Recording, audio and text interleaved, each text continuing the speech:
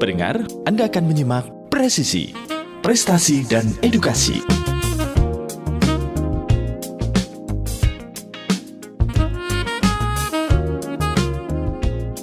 Assalamualaikum warahmatullahi wabarakatuh. Radio kesayangan Anda Barsada FM, pilihan pas kita dan keluarga. Siarkan kebenaran, tebarkan kasih sayang.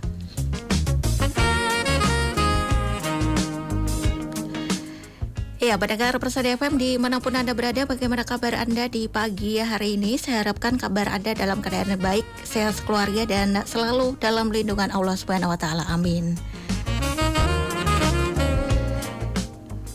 Baik, pendengar, syukur alhamdulillah pagi hari ini hari Senin 5 Rabiul Awal 1446 Hijriah atau bertepatan dengan 9 September 2024. Saya Istata Skia hadir kembali menjumpai Anda.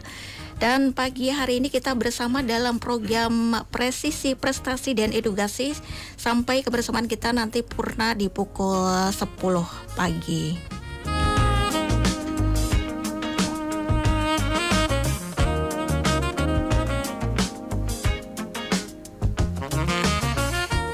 Ya, pendengar, pada tanggal 8 September kemarin ya diperingati Hari Fisioterapi Sedunia 2024 ya. Dan diskusi seperti pagi hari ini kita akan membahas tentang low back pain dalam rangka memperingati Hari Fisioterapi Sedunia 2024 bersama pengurus dari Ikatan Fisioterapi Indonesia. Dan nanti Anda bisa bergabung di line telepon di 02716381123 atau di SMS maupun WhatsApp kami di 081393809000 ya. Untuk di WhatsApp juga Anda bisa telepon langsung di sana ya. Dan untuk Anda yang ingin bergabung menonton siaran kami langsung, silakan bisa tonton siaran kami di live streaming channel YouTube kami di 102,2 Persada FM. Dan Anda bisa meninggalkan komentar di kolom chat, begitu ya.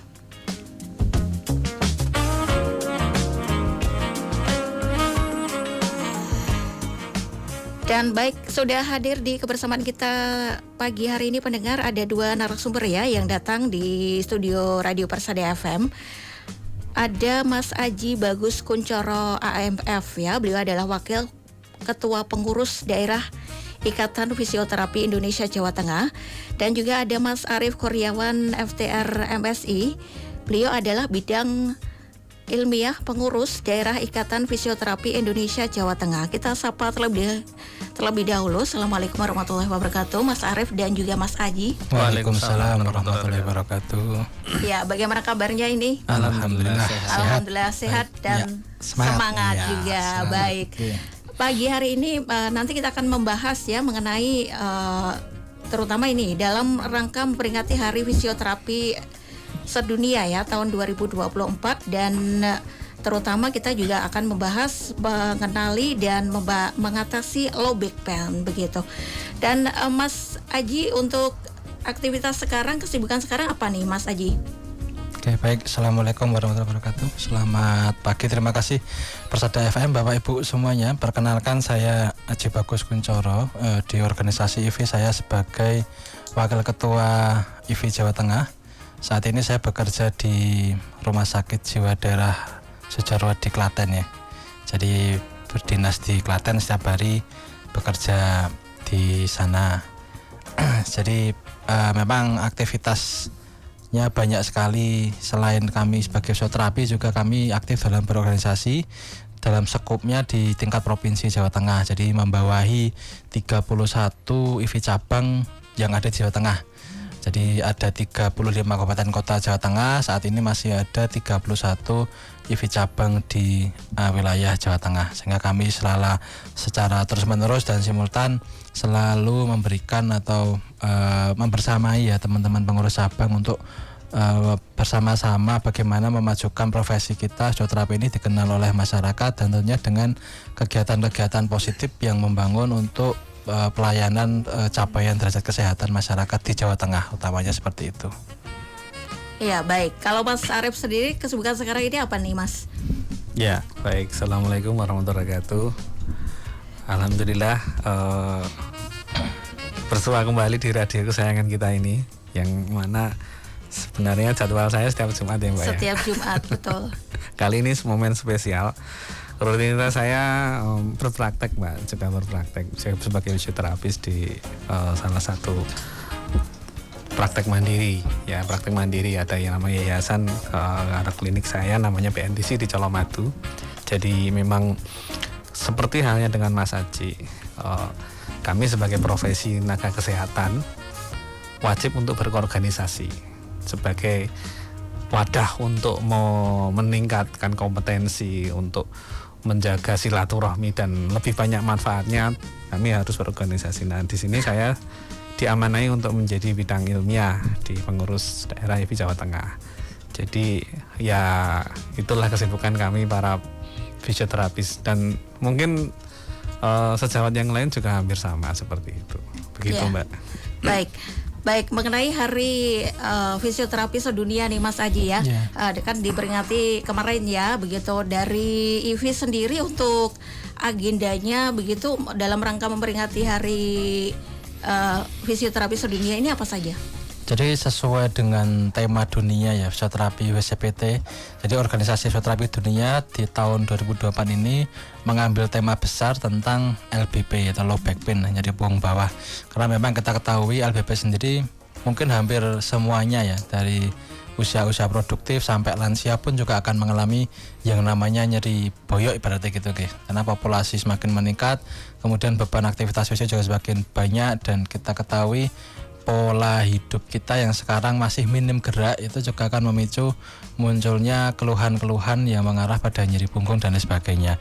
Di Indonesia sendiri kemarin oleh pengurus pusat memang secara serentak dihimbau untuk semua pengurus cabang di kabupaten kota maupun pengurus daerah provinsi se-Indonesia untuk mengadakan kegiatan.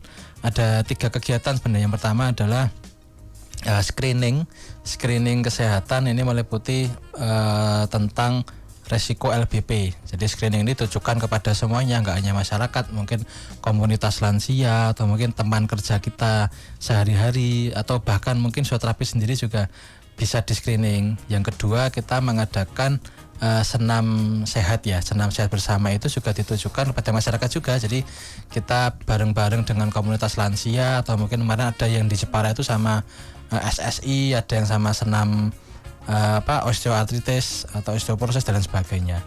Dan yang ketiga untuk di media sosial. Jadi salah satunya adalah seperti kegiatan pada hari ini. Jadi kita siaran secara live gini tentang edukasi, promosi kesehatan, mengenalkan profesi kita, kemudian memberikan edukasi pada masyarakat terkait dengan program dari fisioterapi apa sih yang bisa diberikan pada kondisi-kondisi low back pain. Jadi kemarin alhamdulillah pada hari Ahad kemarin sudah dilaksanakan di 31 Kabupaten Kota Jawa Tengah kegiatan peringatan PTD ya. Jadi seperti hanya kemarin di Klaten itu ada kegiatan di CFD, di Solo juga kemarin ada di Banyuanyar, ada yang di Puskesmas, lalu di Semarang, di Simpang 5 dan sebagainya. Jadi hampir semuanya IFI cabang se-Jawa Tengah sudah bergerak melakukan kegiatan-kegiatan positif yang sifatnya mengajak masyarakat untuk ikut bergerak. Jadi bergerak itu ada senam, kemudian kita lakukan screening kesehatan juga, bagaimana kondisi atau kemampuan gerak dari lansia-lansia tersebut dengan tes kuda dan lain sebagainya. Jadi ini cukup semarak sekali untuk di wilayah Jawa Tengah. Kemarin sudah bergerak bersama, dan nanti secara simultan terus-menerus kita akan lakukan ini rutin setiap tahun, karena memang agenda tahunan ya yang kita peringati setiap tanggal 8 September seperti itu. Ya, jadi untuk agenda yang kemarin itu digelar serentak pada hari yang sama ya. Hari Ahad semua kemarin tanggal 8 bertepatan pas hari PTD itu. Iya, baik. Dan itu apakah kebanyakan itu memang digelar di area-area seperti CFD begitu ya? Ya, ada tempat-tempat karena bertepatan hari Ahad ya, itu kan biasa tempat-tempat tertentu kan ada CFD, kemudian ada yang di GOR juga. Kemarin yang dari mana ya? Purbalingga itu di GOR juga. Kemudian ada yang di tempat Puskesmas juga, ada yang di ikut di komunitas lansia, senam lansia apa gitu juga ada. Jadi memang kita mencari supaya masyarakat tuh sebanyak-banyaknya bisa ikut dan bergabung, karena ada pemeriksaan screeningnya itu, screening kesehatan postur dan lain sebagainya itu yang untuk menarik antusiasme dari warga itu sendiri. Iya, dan tema untuk tahun ini kan untuk Hari Fisioterapi Sedunia itu low back pain LBP. Sebenarnya apa yang melatar belakangi sehingga pada tahun ini temanya adalah LBP begitu? Ya, jadi kemarin dari BCPT memang menetapkan bahwa tahun ini LBP temanya. Kalau tahun lalu itu ada osteoartritis. Tahun ini kita LBP karena memang melihat tren peningkatan keluhan LBP yang di Indonesia maupun di seluruh dunia. Jadi hampir 10% populasi itu mengalami LBP, dan kita ketahui di Indonesia sendiri juga banyak sekali kondisi-kondisi keluhan-keluhan punggung itu yang sangat mengganggu. Jadi kita ambil tema secara mungkin mengambil temanya secara gantian karena setiap tahun pasti akan berubah temanya. Yeah. Nah, ini memang kejadian LBP ini sungguh luar biasa. Hampir semuanya mungkin pernah mengalami dari usia produktif, ibu hamil dan lain sebagainya lah. Makanya diambillah mungkin tema LBP pada tahun ini. Mungkin gitu. Iya, baik. Mungkin bisa diceritakan juga nih Mas Aji mengenai Hari Fisioterapi Sedunia ini sudah diperingati sudah berapa kali dan sejarahnya bagaimana begitu? Ya, jadi kalau PTD ini memang mulai ditetapkannya tanggal 8 September tahun 96 itu oleh WCPT, karena kalau hari fisioterapi, hari lahirnya fisioterapi Indonesia itu ada di 10 Juni tahun 68. Kalau hari lahirnya IFI lah, Ikatan Fisioterapi itu. Jadi kalau kemarin di bulan Juni itu kami sudah berulang tahun yang ke-56, itu juga kita mengadakan berbagai kegiatan bakti sosial dan juga kegiatan-kegiatan ilmiah. Tapi di September ini memang secara terus nanti mungkin juga nyambung di HKN juga di bulan depan ya, dalam bulan-bulan depan itu juga akan menyambung juga, sehingga setiap tahun itu memulai beberapa tahun terakhir ini diperingati serentak seluruh fisioterapi di dunia. Jadi nggak jadi Indonesia aja sih, di negara-negara lain pun juga serentak tanggal 8 September ini diadakan. Jadi memang perintah dari WCPT yang semua anggota fisioterapi sedunia harus melaksanakan rangkaian kegiatan dalam rangka menyemarakan ini tema LBP ini yang harus ditekankan ini. Ya, kalau ini ya hari lahirnya fisioterapi di Indonesia itu tanggalnya 10. Ya, 10 Juni. Nah, apakah di tanggal 10 itu nanti ada rencana agenda lagi begitu yang akan digelar begitu? Ya, dari biasanya kalau peringatan hari lahirnya IFI akan ada kegiatan juga. Ya. Jadi seperti halnya kegiatan PTD ini ya, ada yang kegiatan baksos, kemudian lebih ke ilmiah juga ya. Jadi adakan seminar-seminar tentang fisioterapi dan lain sebagainya gitu. Cuman memang kalau dongnya itu mungkin lebih ke PTD ini. Jadi besarnya levelnya gitu ya. Jadi kayak akumulasinya itu kadang-kadang dari semua cabang itu diminta di PTD itu betul-betul semuanya bisa mengadakan kegiatan. Tapi kalau dari hari lahir IFI mungkin hanya beberapa cabang saja, karena memang itu kan berurutan gitu, dari Juni sampai September dan seterusnya, itu nanti akan ada terus kegiatan yang bisa kita lakukan gitu loh untuk masyarakat. Baik, kita kembali ke Ikatan IFI sendiri ya. IFI sendiri ini sudah terbentuk berapa tahun nih Mas Aji? Kalau IFI pusatnya sih ya tadi lahirnya IFI itu sudah tahun 10 Juni 68 gitu. Kalau dari pengurus daerah sendiri memang kami sudah sejak tahun 2009 itu sudah ada. Jadi waktu awal-awal adanya UKOM dan lain sebagainya itu memang syaratnya harus ada dibentuk pengurus daerah IFI atau wadah organisasi IFI yang mengatur atau membawahi fisioterapis di wilayah tertentu. Jadi misalnya ada pengurus cabang, ada pengurus daerah dan lain sebagainya. Nah, kebetulan kami yang periode ini yang kemarin baru di lantai ya, atau baru mendapatkan SK pengurusan di tahun 2024, nanti sampai 2029 nanti kami selama 5 tahun masih bersama dengan teman-teman pengurus daerah yang lama membawahi IFI Jawa Tengah ya. Nanti secara terus menerus berkolaborasi bagaimana memajukan organisasi profesi ini di kancah regional ya, mungkin juga tentunya nasional. Dan kita ketahui memang Jawa Tengah sendiri mungkin salah satu pengurus yang cukup aktif secara terus-menerus kegiatan bakti sosial, kemudian kegiatan ilmiah dan lain sebagainya. Ini di bawah bimbingan Mas Arif ini selaku bidang ilmiah, kami secara terus-menerus di periode yang ini itu sejak mulainya adanya pelatihan sertifikat pelataran sehat ya atau Kemenkes, itu kami selalu mengadakan kegiatan ilmiah yang bisa diikuti oleh anggota fisioterapi Indonesia bahkan, jadi nggak cuma se-Jawa Tengah aja, se-Indonesia sekupnya. Jadi betul-betul kita bagaimana memperdayakan, kita memberikan manfaat kepada anggota kita untuk pemenuhan SKP-nya misalnya gitu, atau dalam peningkatan kompetensi pembelajaran fisioterapinya. Seperti itu Mbak. Iya, baik. Tadi diinformasikan juga sudah ada, kalau di Jawa Tengah ini sekitar 31 cabang ya. Ini berarti sudah merata di seluruh kota di Jawa Tengah begitu. Nah, kalau misalnya dari ini Mas, untuk bergabung di IFI sendiri, apakah semua mereka yang lulusan dari fisioterapi itu nantinya juga akan diharuskan, diwajibkan untuk bergabung di IFI begitu? Ya, oke. Jadi memang IFI itu kan sebuah wadah organisasi profesi yang sudah sah ya, artinya mungkin satu-satunya organisasi profesi yang sudah legal dan mendapatkan SK dan diakui oleh Kementerian Kesehatan lah, atau pemerintah dalam hal ini. Jadi teman-teman mahasiswa fisioterapi nanti yang sudah lulus itu otomatis kan menjadi seorang fisioterapis. Setelah itu memang harus bergabung bersama wadah ini, organisasi profesi ini untuk apa? Jadi satu memang sebagai sarana peningkatan kompetensi, karena kadang-kadang kita yang sudah bekerja, saya pun ya bekerja sampai sekarang pun juga masih minim sekali tentang literasi, tentang teknik dan lain sebagainya dalam mengikuti perkembangan keilmuan. Nah itu kalau kita bergabung kan kita bisa tahu apa sih perkembangan ilmu yang sedang on gitu ya. Jadi kita bisa mengikuti kegiatan tersebut. Kemudian terkait dengan regulasi, kita juga akan mengetahui bagaimana sih seorang fisioterapis itu misalnya membuat SIP, membuat STA dan lain sebagainya.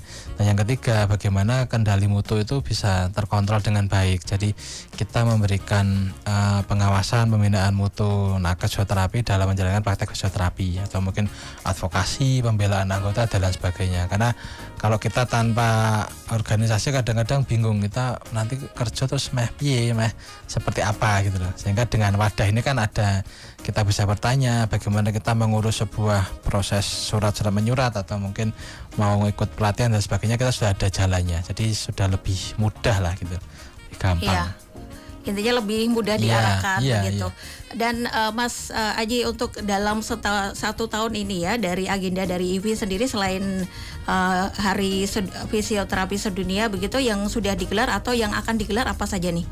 Kalau yang sudah sih, kalau yang PD sendiri itu memang kami kemarin sudah mengadakan pelatihan atau webinar pelataran sehat. Jadi Kemenkes yang diakui oleh ber-SKP oleh Kemenkes, kita sudah mengadakan 2 kali. Insya Allah nanti mungkin di bulan berikutnya juga kita akan mengadakan kembali dan akan berkolaborasi dengan IFI cabang di Jawa Tengah untuk mengadakan kegiatan tersebut. Jadi memfasilitasi anggotanya di cabang masing-masing, baik itu secara online maupun secara offline ataupun hibrid.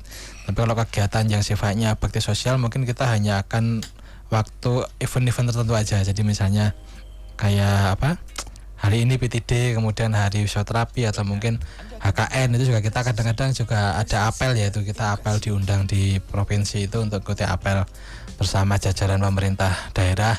Terus kita juga ada kegiatan seperti itu. Selain mungkin juga kita melakukan promosi-promosi kesehatan melalui edukasi, penyuluhan dan lain sebagainya yang bisa kita lakukan di setiap tahunnya. Selain kita juga akan secara terus-menerus melakukan rapat-rapat atau rapat koordinasi dengan pengurus cabang, pengurus pusat, daerah dan sebagainya, gitu Mbak. Oke, baik. Nanti kita lanjutkan perbincangan di sesi yang kedua ya, Mas Haji dan juga Mas Arief ya. Dan untuk Anda pendengar yang ingin bergabung, Anda bisa bergabung di telepon 02716381123 atau di SMS maupun WhatsApp kami, dan juga bisa teleponnya via WhatsApp di 0813938090. Kita jeda sejenak. Dan baik pendengar, terima kasih Anda masih bersama dengan kami di Presisi Prestasi dan Edukasi bersama pengurus Ikatan Fisioterapi Indonesia ya. Sampai kebersamaan kita nanti pukul 10 pagi. Dan kita masih bersama dengan Mas Aji Bagus Kuncoro AMF ya. Beliau adalah Wakil Ketua Pengurus Daerah Ikatan Fisioterapi Indonesia Jawa Tengah. Dan juga ada Mas Arief Kurniawan FTR MSI selaku Bidang Ilmiah Pengurus Daerah Ikatan Fisioterapi Indonesia Jawa Tengah. Baik, tadi di sesi yang pertama kita sudah berbicara mengenai Hari Fisioterapi Sedunia dan juga Ikatan Fisioterapi Indonesia dengan Mas Haji ya. Kita akan kembali ke tema pagi hari ini mengenai low back pain ini, low back pain atau LBP. Nah, sebenarnya low back pain ini apa sih, Mas Arif? Baik, low back pain kalau bahasa Jawanya itu boyokan, Mbak. Oh iya. Ya, jadi nyeri pinggang di bagian bawah. Ya. Ya, nyeri pinggang bawah. Jadi pinggang yang bagian bawah. Kalau di atas itu kan punggung. Ya, dan nanti ada gambaran kondisi sakit nyeri punggung tengah, nyeri punggung atas. Ya, nyeri pinggang bawah, back pain. Back itu punggung ya, sorry. Nyeri punggung bawah, bawah, tengah, atas. Jadi kalau bahasa Jawanya boyokan. Ada istilah yang lain lagi yang awam? Kejepit. Kalau seperti saraf kejepit Ya, gitu. ada istilah yang mengarah ke sana juga ya. Termasuk itu.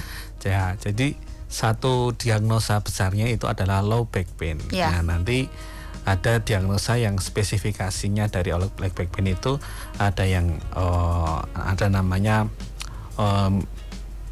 muscle weakness, jadi kelemahan otot. Kemudian ada yang diagnosa yang lain lagi, yang saraf kejepit itu tadi. Jadi saraf kejepit itu bisa mengarah ke gangguan yang lebih berat lagi kondisinya. Gitu. Ya, yang paling umum. Jadi kalau kita lihat secara gambaran klinis ya, Mbak ya. Jadi penyebabnya apa sih itu kan yang paling umum, kenapa sih semua orang itu kok boyokan gitu kan. Sekarang kalau kita lihat ini dari WHO sendiri tahun 2020 itu sudah merilis bahwa nanti akan ada sebuah epidemi. Belum mengarah ke pandemi. Epidemi itu masih satu cakupan yang lebih kecil ya.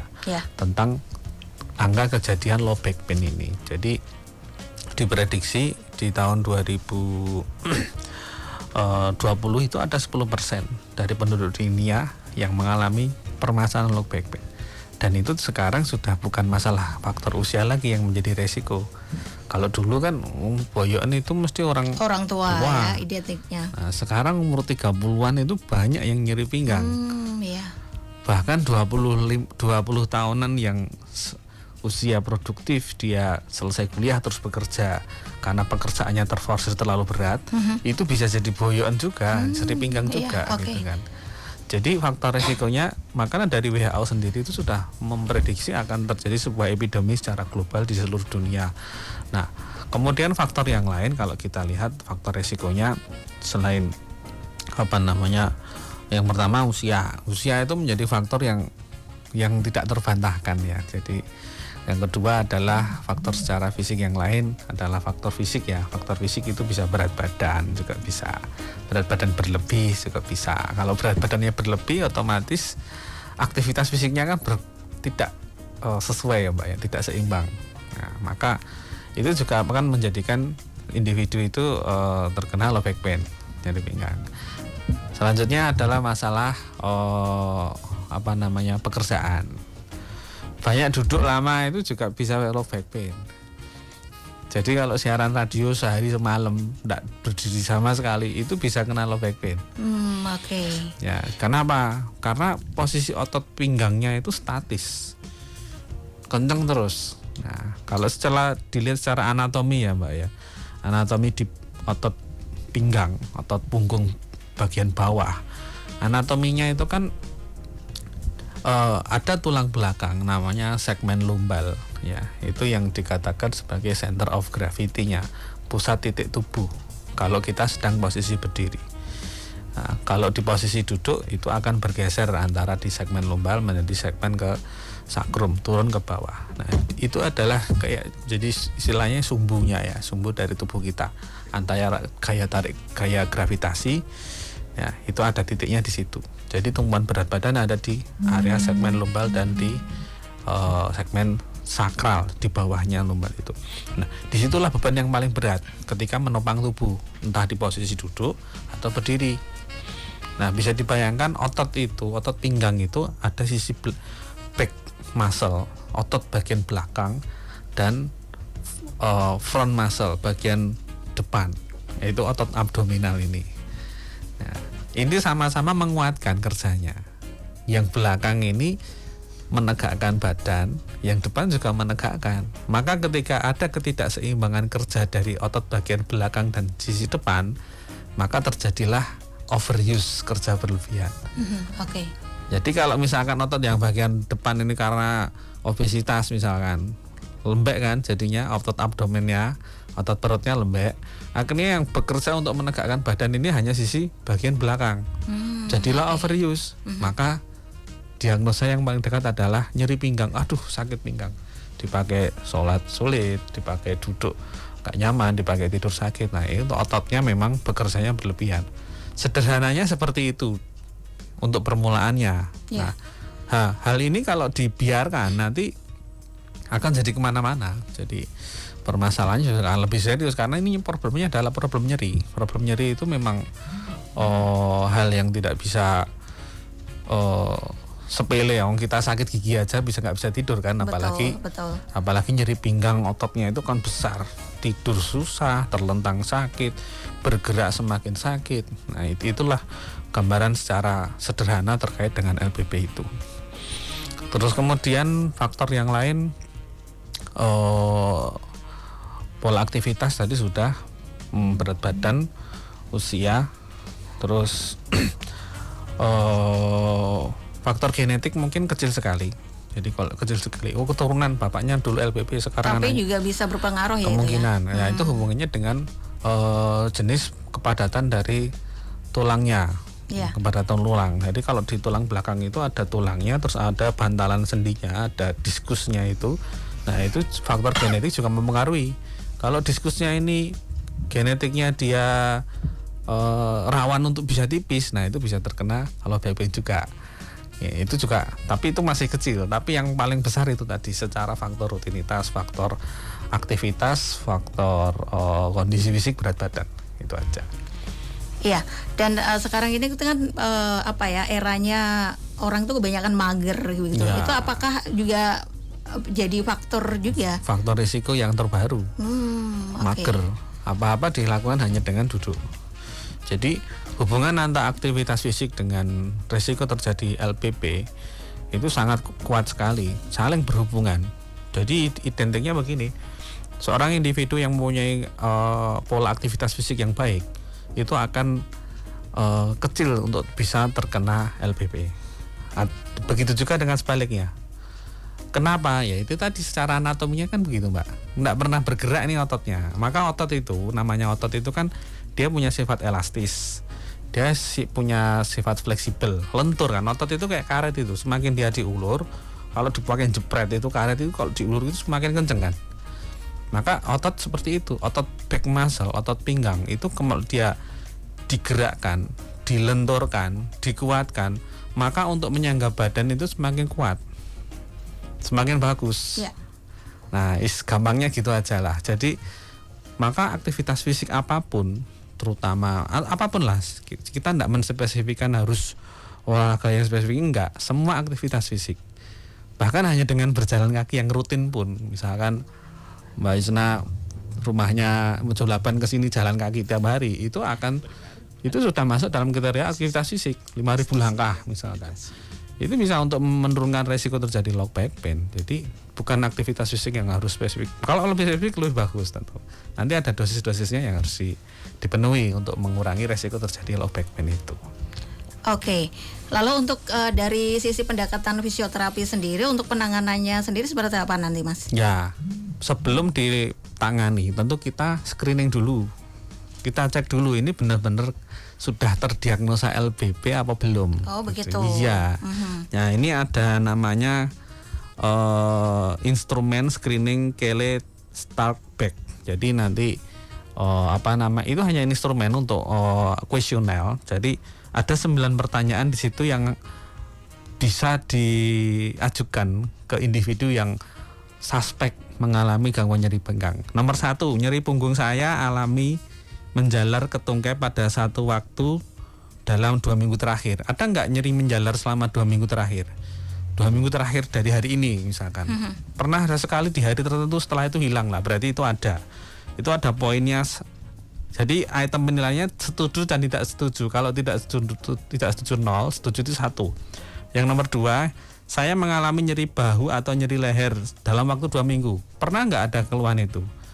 Kalau itu ada berarti setuju, ada. Yang nomor 3, saya hanya mampu berjalan dengan jarak yang pendek karena nyeri punggungnya nyeri. Punggungnya bawah nyeri, atas nyeri, pokoknya dipakai jalan itu nggak betah. Jarak yang pendek itu kan berarti dalam satu skop lingkungan rumah aja. Itu pernah ada nggak? Dalam 2 minggu terakhir, yang nomor 4, saya berdandan atau pakai baju pelan, nggak cepet. Biasanya itu pakai baju ya biasa kan, karena aduh sakit ini dia harus memposisikan badannya. Berarti setuju. Yang nomor 5, tidak benar-benar aman seseorang dengan kondisi seperti saya untuk aktif secara fisik. Dia sangat terbatas sekali. Pengennya ya ke masjid, tapi aduh nanti kalau kambuh gimana? Akhirnya nggak jadi ke masjid. Semakin terbatas untuk aktivitas fisiknya. Kemudian yang nomor 6, pikiran-pikiran tentang sesuatu yang mengkhawatirkan seringkali terlintas dalam benak saya. Kepikiran itu tadi, Mbak. Akhirnya apa yang dilakukan? Berdiam diri, tiduran, rebahan. Kenapa? Nanti kalau saya harus ke masjid, nanti kalau boyok saya kumat gimana? Membatasi kan? Itu kenapa? Karena ada nyeri terproteksi di otak. Ada memori di sini. Awas lu ya, nanti pinggangnya kambuh. Hati-hati, jalannya jangan jauh-jauh. Itulah namanya otak kita. Yang nomor 7, saya merasa nyeri punggung yang saya alami sangat parah dan tidak pernah menjadi lebih baik. Semakin menjadi parah. Diapain aja semakin parah. Nah, nomor 8, secara umum saya bisa menikmati segala hal yang biasanya saya nikmati. Jadi ini pertanyaan yang positif. Tadi pertanyaan yang 1-7 negatif semua. Yang nomor 9, secara keseluruhan seberapa mengganggu nyeri punggung yang saya alami 2 minggu terakhir. Nah ini mungkin nanti tim radio ini di screening semua aja nanti.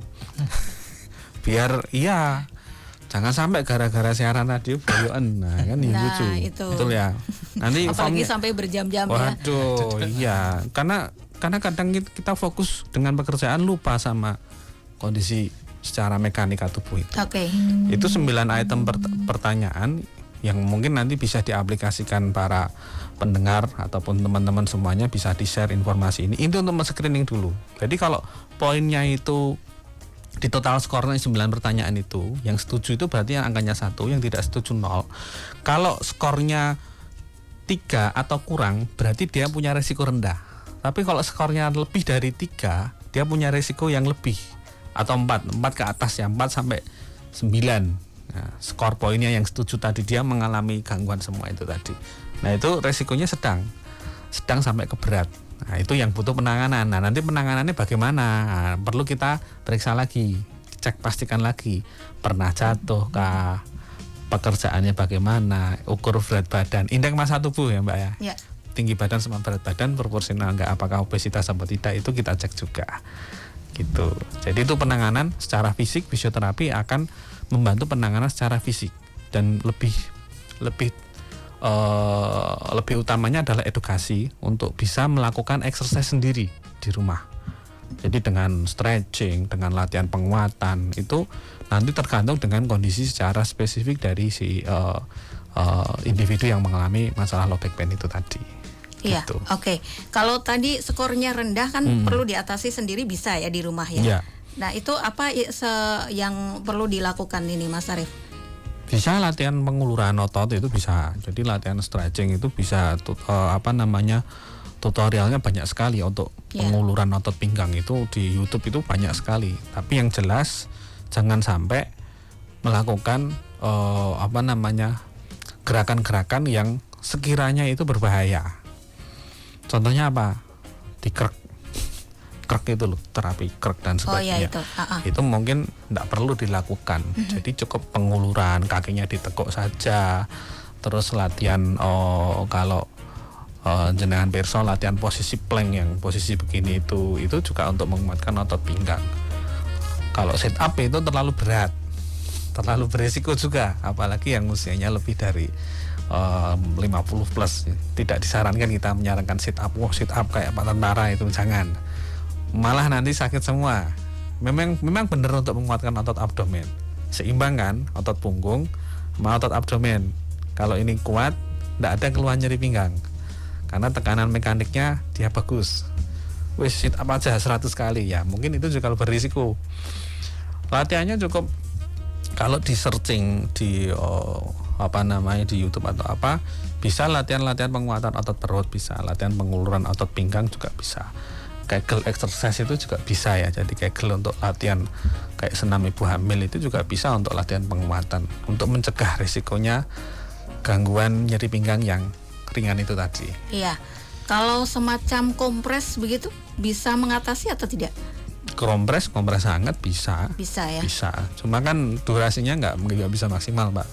Masalahnya adalah otot punggung bawah atau otot pinggang itu struktur komponennya itu berlapis-lapis. Iya. Nah, kalau memang yang bermasalah otot di lapisan paling luar, dikompres mungkin akan mereda. Tapi yang jadi masalah adalah ketika yang mengalami overuse atau ada suatu inflamasi, ada masalahnya itu di lapisan yang agak dalam.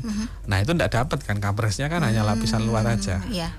Nah, biasanya itu ya diulur aja, di stretch aja, ditekuk aja posisi tidur terlentang, kakinya ditempelkan ke dada, ditarik aja. Dengan dosis hitungan.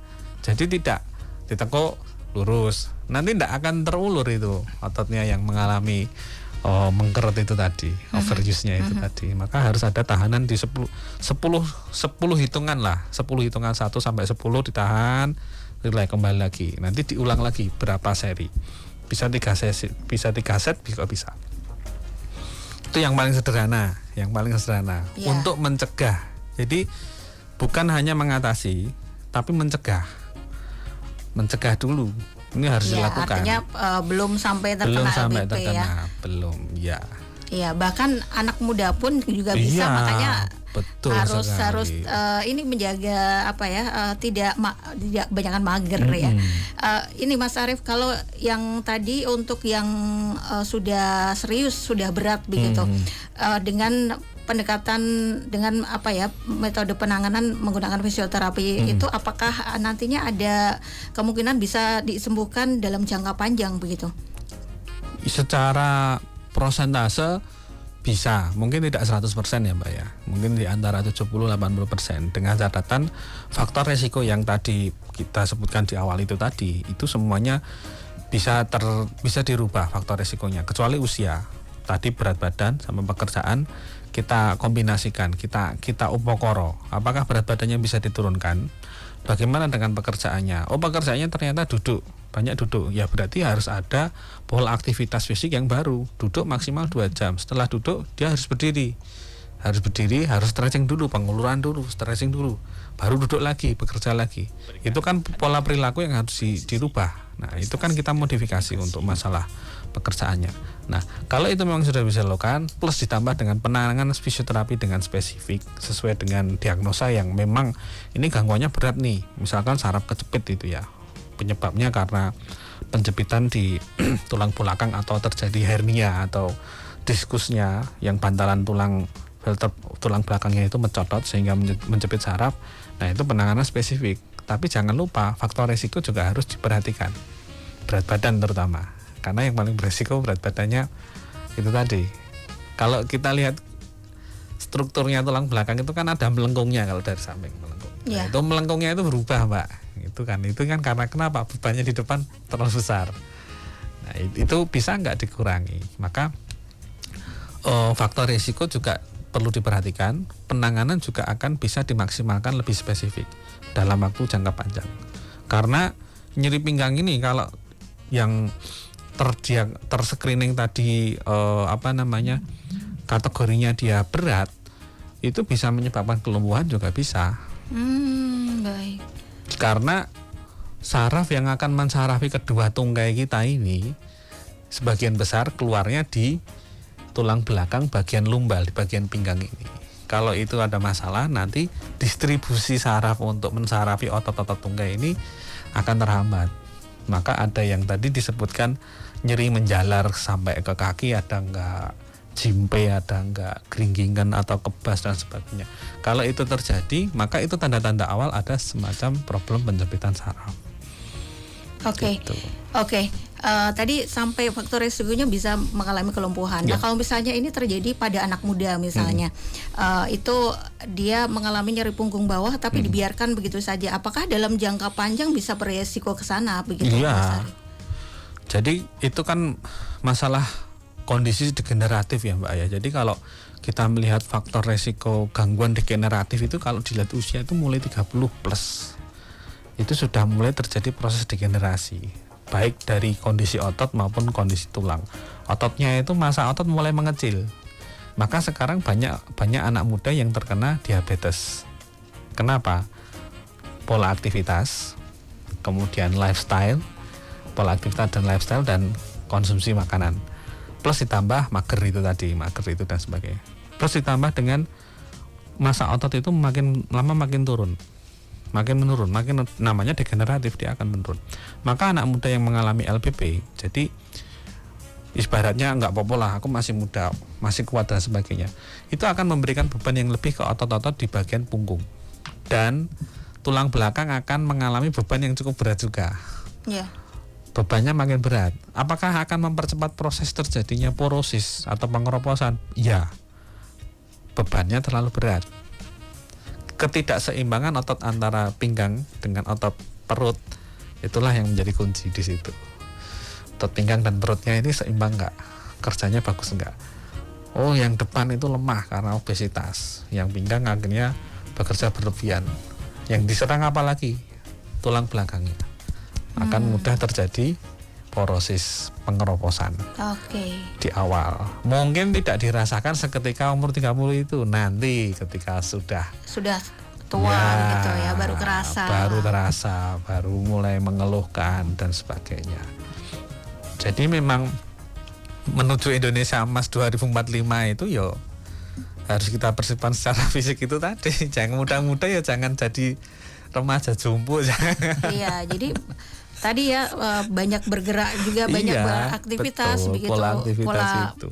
Seperti pola makan yang sehat juga mempengaruhi ya Mas ya? Mempengaruhi. Pola makan, kalau pola makannya nggak sehat, tidak sesuai dengan dosis yang harus dimakan, dampaknya apa? Akan terjadi penimbunan lemak, jadilah obesitas kan? Ya, Kalau obesitas, beban di pinggang, jadinya kan mau jalan aja susah.